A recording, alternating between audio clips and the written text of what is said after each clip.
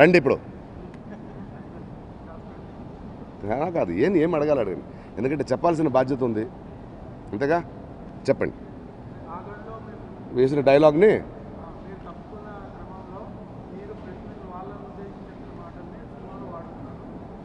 దానికి ఆయన ఆన్సర్ కూడా ఇచ్చాడు కదా శ్రీను వైట్ల గారు, తనకు నచ్చిందని చెప్పాడు. సిగ్గు లేకపోతే ఒక మనిషి ఒక సినిమాలో నటించడం తనకి ఇష్టం లేకపోతే తీసేయొచ్చు, సైలెంట్గా ఉన్నాం. కానీ ఆయన్ని 3 సంవత్సరాలు బ్యాన్ చేయాలి, తెలుగు ఇండస్ట్రీ నుంచి పంపించేయాలని నానా నాటకాలు ఆడి బ్యాన్లు పెడితే నేను చెప్పింది పద్యం కాదు, నా ఆవేదన, నా కోప, నా ఆక్రందన. రాళ్లతో కట్టకండి ఇల్లు కట్టేస్తాను, నన్ను కాల్చకండి నేను ఇల్లు దీపం చేసుకుంటాను, నన్ను తరమ్మకండి, నన్ను చంపకండి నేను నీలకంఠుడిని అయిపోతానని పెయిన్తో చెప్తే ఆయనకి అలా అర్థమైందా? నచ్చిందని పెట్టేసుకుంటా అంటే సినిమా ఆడలేదు కాబట్టి మాట్లాడడానికి వేరే మాట్లాడలేదు. నచ్చిందంటే నిజంగా పెట్టుకుంటే సంస్కారం ఉంటే ఫోన్ చేసి నువ్వు చెప్పిన మాటలు నచ్చింది నేను పెట్టుకుంటానని అడగాలి. తెలియక సిగ్గుంటే ఫోన్ చేసి క్షమించు పెట్టేశానని చెప్పాలి. నచ్చిందని పెట్టుకోవడం ఏంటి అంటే సెటారని చెప్పలేదు, నచ్చిందని పెట్టుకున్నాడంట. ఎంత సింపుల్ అంటే మీడియా జనాలు అందరూ మూర్ఖులు అనుకుంటున్నారా ఏంటి? అర్థం కావట్లేదు జనాలకి. వాగేస్తే అంటే ఇంకా మారవా? ఎంత సింపుల్ అది. మనిషికి అహంకారం ఉండకూడదు. నాకు ఎక్కువ మాట్లాడడం ఏం విషయం లేదు అందులో. ఒక చిన్న కథ చెప్తాను మీకు, ఇది జరిగిన సంఘటన. ఇది రజనీకాంత్ గారు బాబా సినిమా రిలీజ్ అయింది.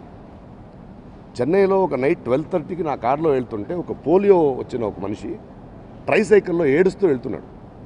ఆయన పక్కన స్టూడియో కని వచ్చేవాడు, 500 100 ఇచ్చేవాళ్ళు ఆయనకి. ఎందుకు ఏడుస్తున్నావు అంటే నా దేవుడు నాకు మోసం చేశారు సార్, 1200 రూపీస్ టికెట్ కొన్నాను సార్ అన్నాడు. అంటే జనాలు ప్రేక్షకులు ప్రతి హీరోకి అభిమానులు ఉంటారు, వాళ్ళ ఇష్టం. బట్ అందరి సినిమాల్లో వాళ్ళు చూస్తారు. ఒకటి తెలుసుకోవాలి, మనం ఒక సినిమా తీస్తే ప్రేక్షక దేవుళ్ళమని మేమంటున్నాం, వాళ్ళు వాళ్ళ సమయాన్ని వాళ్ళ డబ్బుని ఖర్చు పెట్టి సినిమా చూస్తున్నారు. వాళ్ళకి నువ్వు కసితో సినిమా తీయాలి కానీ కక్షతో సినిమా తీయకూడదు. ఒక దర్శకుడై మహేష్ బాబు లాంటి ఒక అద్భుత స్టార్ను వాడుకుంటూ, కోట్లు పెట్టే నిర్మాతలను వాడుకుంటూ ఈ సినిమా చేయడం వల్ల మాకేదైనా గుర్తింపు వస్తుందా అని సాంకేతిక నిపుణులు నటులు పనిచేస్తుంటే వాళ్ళ సమయాన్ని వాడుకుంటూ, దీని నుంచి మనం సంపాదించుకుంటామని డిస్ట్రిబ్యూటర్స్ ఎగ్జిబ్యూటర్స్ డబ్బిస్తే దాన్ని వాడుకుంటూ, ప్రేక్షకుల సమయాన్ని వాడుకుంటూ కథ చూడడానికి వస్తే ఆఖరికి నీ గుర్తింపు ఇచ్చే కలమ్మ తల్లిను వాడుకునే దానికి దిగజారితే ఇదే ఉంటుంది రిజల్ట్. అహంకారం పనికి రాదు. మన జనాలకు మనం చెప్పాల్సింది కథ.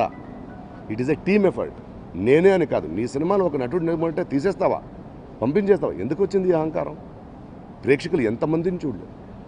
నీకు పవన్ కళ్యాణ్ ఏం చేశాడు, ఎన్టీఆర్ ఏం చేశాడు, ఆ కోనా వెంకట్ ఏం చేశాడు, ప్రకాష్ రాజ్ ఏం చేశాడు, నిర్మాతలు ఏం చేశారు? వాళ్ళని ఆడుకోవడం సినిమా తీయడం ఏంటి? దానికి వస్తారు ఆడియన్స్. వాళ్ళకి మంచి చక్కటి కథ చెప్పండి, మా అభిమాన హీరోని చూపించండి అని నమ్మొస్తారు. అలా చేయాలి తప్ప ఇప్పుడు కూడా టైం లేదు. అద్భుతమైన పెద్ద సినిమాలు తీసిన దర్శకుడే దీని నుంచి నేర్చుకుని నెక్స్ట్ సినిమా మంచి సినిమా చేస్తే ఆయన బాగుంటాడు. బట్ అహంకారం పనిచేయరాదు. ఎందుకంటే ఏ అహంకారం కూడా దాసరి గారి నుంచి, బాపు గారి నుంచి, విశ్వనాథ్ గారి నుంచి, కృష్ణ నుంచి ఎన్నో డైరెక్టర్స్ ఇక్కడ ఉన్నారు. వాళ్ళు ఎవరు కక్ష కోసం సినిమా తీయలేదు. తీసిన సినిమాలు హిట్ ఫ్లాప్ అందరికీ వస్తాయి, అది కాదు ముఖ్యం. నాకు మహేష్ బాబుకి 15 సంవత్సరాల అనుబంధం. నేను ఆయన అంటే చాలా ఇష్టం. The most matured actors. ఆయన సినిమాలు నేను చేస్తూ ఉంటాను. నీ ఒక సినిమా తీయకపోతే నాకేం ప్రాబ్లం లేదు. ఆయన నన్నేంటో తెలుసు, తనకు నేనేంటో తెలుసు. ఇప్పుడైనా మారు. మొన్న ఇంటర్వ్యూ దాకా సైలెంట్గా ఉన్నాను, బట్ ఇంటర్వ్యూలో నాకు మాట్లాడాల్సిన అవసరం లేదు, నచ్చింది పెట్టుకున్నాను, జనాలు ఇంకా చూస్తున్నారు. ఎందుకు వచ్చింది? మారితే మంచిది. పెద్ద హీరో సినిమా చేస్తున్నాడు, మంచి అవకాశం మళ్ళీ వచ్చింది, జనాలు ఎప్పుడూ క్షమిస్తారు. మారు, జనాలు క్షమిస్తారు. అంతేగాని అనవసరంగా దీన్ని మళ్ళీ కెలికి ఆయన నచ్చింది నాకు పద్యం, ఆయన వెళ్ళిపోయాడు, ఎందుకు వచ్చింది కాదు? నేను ఒక దర్శకుడిని, నేను ఒక నటుడిని అంటే తప్పు కాదు, నేనే దర్శకుడిని అంటే తప్పు. అంతేగా? ఎవడి వల్ల అవదండి సినిమా, అందరి వల్ల అవుద్ది సినిమా. చూసేవాళ్ళ వల్ల అవుద్ది, చేసేవాళ్ళ వల్ల అవుద్ది. డబ్బు పెట్టిన నిర్మాత ఉంటాడు, కెమెరామెన్ ఉంటాడు, ఆర్ట్ డైరెక్టర్ ఉంటాడు, స్మాల్ చోటు నటులు ఉంటారు, డైలాగ్ రైటర్ ఉంటారు, ఎన్నో ఉన్నాయి. అందరూ కలిస్తే సినిమా, ఒక్కరి వల్ల సినిమా కాదు. అవును, నేను నాకు కోపస్తే అది అయిపోయింది. అది నాకు అసిస్టెంట్ డైరెక్టర్కి ఉన్న ప్రాబ్లం. ఆయన మాట్లాడారు, అవును తిట్టాను, సారీ అన్నాను, అయిపోయింది. దానికి కారణాలు ఏమైనా ఎత్తుకోవాలి. చంప మీద కొడితే ఎందుకు కొట్టాడని తెలుసుకోవాలి. ఆడు కొట్టుంటాడు కాబట్టి కొట్టుంటాం కదా. అది అన్నీ జరుగుతాయి కదా ఇంట్లో. అదే పెద్ద విషయం కాకూడదుగా. డెఫినెట్గా చేస్తానండి. నాకు ఆయన మీద పర్సనల్గా ఏం లేదు. ఆయన అహంకారంతో మాత్రం నా గొడవ ఉంది. హిట్స్ అండ్ ఫ్లాప్స్ అందరికీ వస్తాయి.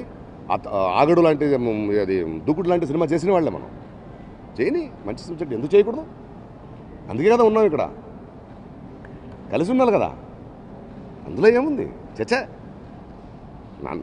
నేను వెళ్ళిపోవాలని ఆడి చెప్పొద్దు, ఆయన వెళ్ళిపోవాలని నేను ఎప్పుడు చెప్పను. 10 మంది బ్రతకాలనుకోవాలి. ఎక్కడెక్కడ పుట్టామో, ఏ తల్లికి పుట్టామో, అందరూ ఒక చోట వచ్చి పని చేస్తున్నాం. ఎందుకు హ్యాపీగా సరదాగా మాట్లాడుతూ, జాలీగా నవ్వుతూ, కోప్పడితే కోప్పడుతూ, నాకు మరుక్షణం మర్చిపోయి వెళ్ళాలి.